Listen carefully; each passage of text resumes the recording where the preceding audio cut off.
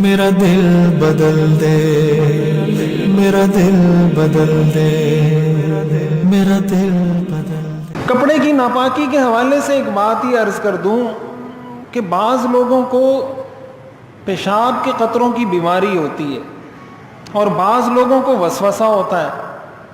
بیماری کا مطلب تو یہ ہے کہ انہوں نے استنجا کیا تو ان کو یہ ہوتا ہے کہ اس کے بعد جب وہ اٹھ جاتے ہیں اس کے بعد بھی کچھ قطرے نکلتے رہتے ہیں۔ اب ظاہر ہے کہ پیشاب یہ خود نجاست ہے، جب یہ کپڑے پر لگے گا تو کپڑا ناپاک ہوگا، اور جب کپڑا ناپاک ہو جائے گا تو اس میں نماز نہیں ہوگی۔ تو اگر کسی کو ایسی بیماری ہے اور یہ مستقل اس کے ساتھ ایسا مسئلہ ہے، واقعتاً اگر بیماری ہے کسی کو، تو اس صورت میں تو اس کا حل یہی ہے کہ یا تو وہ کپڑا تبدیل کرے یا اپنے لیے کوئی الگ سے کپڑے رکھے، اور جس وقت میں اس کا یہ معاملہ نہ ہو، یہ قطرے رک جائیں، اس وقت میں وہ نماز ادا کرے۔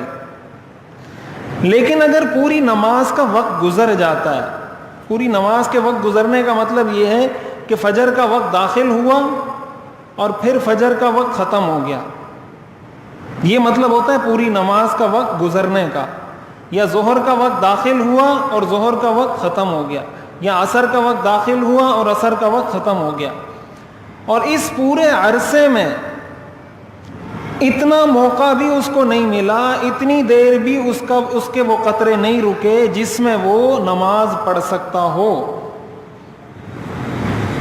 بات سمجھ آ رہی ہے آپ کو کہ اگر اتنا عرصہ گزر جاتا ہے، پوری نماز کا وقت گزر گیا، اور اس پورے عرصے میں، اس پورے دورانیے میں اس کو اتنا وقت نہیں ملتا جس میں وہ اپنا فرض پڑھ سکے، ایسے شخص کو شریعت میں معذور کہا جاتا ہے۔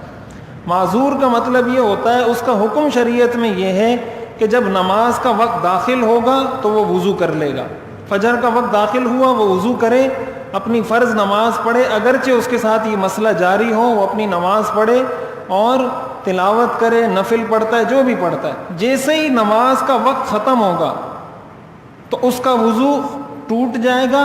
اب جب نماز کا وقت دوسرا داخل ہوگا، اس کو دوسرا وضو کرنا ہوگا، تو اس کا وضو نماز کے وقت تک ہوتا ہے۔ نماز کا وقت شروع ہوا، وضو کر لیا، اب نماز کا وقت ختم ہونے تک اس وضو سے جتنی نمازیں پڑھنا چاہے، جتنی عبادات کرنا چاہے کر سکتا ہے۔ جب نماز کا وقت ختم ہوگا اس کا وضو ٹوٹ جائے گا۔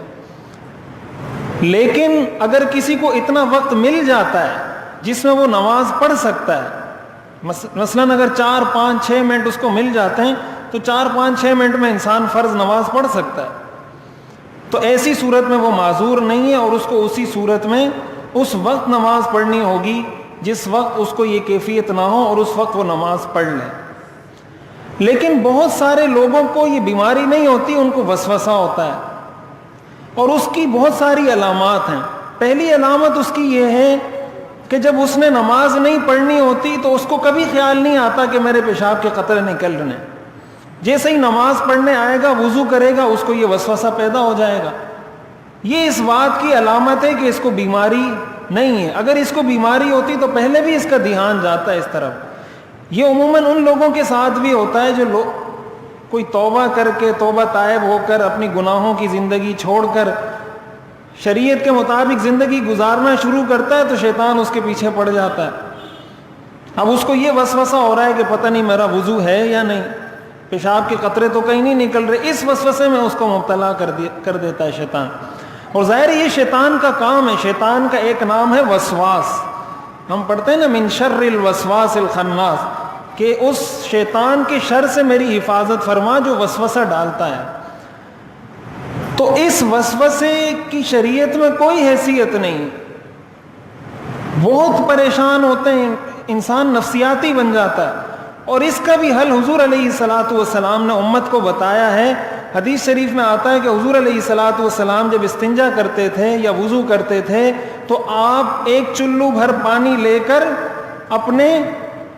اپنی شلوار پر پانی پھینک دیا کرتے تھے۔ اس کا مقصد کیا ہوتا تھا کہ شیطان اگر دل میں یہ ڈالے کہ تمہارے پیشاب کا قطرہ نکلا ہے تو فوراً ذہن میں یہ آ جائے کہ بھئی یہ پیشاب نہیں، یہ تو پانی ہے جو میں نے ڈالا تھا۔ یہ حضور علیہ الصلاۃ والسلام کا اپنا عمل ہے، صحیح حدیث سے ثابت ہے چنانچہ آپ کے بارے میں آتا ہے کہ آپ بسا اوقات پانی وضو سے فارغ ہونے کے بعد یا استنجا سے فارغ ہونے کے بعد پانی ڈال دیا کرتے تھے ایک چلو. تو یہ بھی اس کا علاج ہے. اگر کسی کو وسوسہ ہے, پریشانی ہے, جب استنجا کرے, استنجا کرنے کے بعد ایک چلو پانی لے اور پانی ڈال دے. جب دل میں خیال آئے تو کہے بھئی یہ پیشاب تھوڑی ہے, یہ پانی ہے, تو بس یہ وسوسہ خود ختم ہو جائے گا. دیکھیں یہ ختم ہوگا اگر آپ ختم کرنا چاہیں. بعض لوگوں کو بیماری ہوتی ہے, ان کو جب حل بتائیں وہ حل بھی ان کو سمجھ میں نہیں آتا. اب اس کا کیا حل ہے کہ آپ کو یہ حل حدیث میں بتایا گیا ہے. حضور علیہ الصلوۃ والسلام نے امت کو سکھایا ہے یہ حل. تو اب یہ اس کا بہترین حل ہے. اور علماء نے یہ بھی لکھا ہے کہ اگر کسی کو یہ پتا ہے کہ یہ وسوسہ ہے اور کچھ نہیں ہے, اور شیطان یہ دل میں ڈال رہا ہے کہ تمہارا وضو نہیں ہے, تو شیطان کو جواب میں کہو کہ میرا وضو ہو یا نہ ہو میں نے اسی طرح نماز پڑھنی ہے. اگر میرا وضو نہیں ہے تب بھی میں نے اسی حالت میں پڑھنی ہے اگرچہ میرا وضو نہیں ہے. لیکن یہ مقابلہ تو شیطان کے ساتھ جاری ہے نا, یہ تو کرنا ہے. جب انسان ہمت ہار کے بیٹھ جائے گا, اسی کو مایوسی کہتے ہیں. وہ تو یہی چاہتا ہے نا کہ آپ نماز نہیں پڑھیں. اب وہ کسی بھی طریقے سے آپ کو قائل کرے, وسوسے کے ذریعے کرے, یہ کہے کہ کاروبار کا نقصان ہو جائے گا, یہ کہے کہ ملازمت کا نقصان, کچھ بھی کہے, مقصد اس کا یہ کہ آپ کو نماز سے روکے. تو اس لیے اس طرح کے وساوس سے اپنے آپ کو بچانا چاہیے, اور ان وساوس کے چکر میں پڑھ کر نماز کو متاثر نہیں کرنا چاہیے.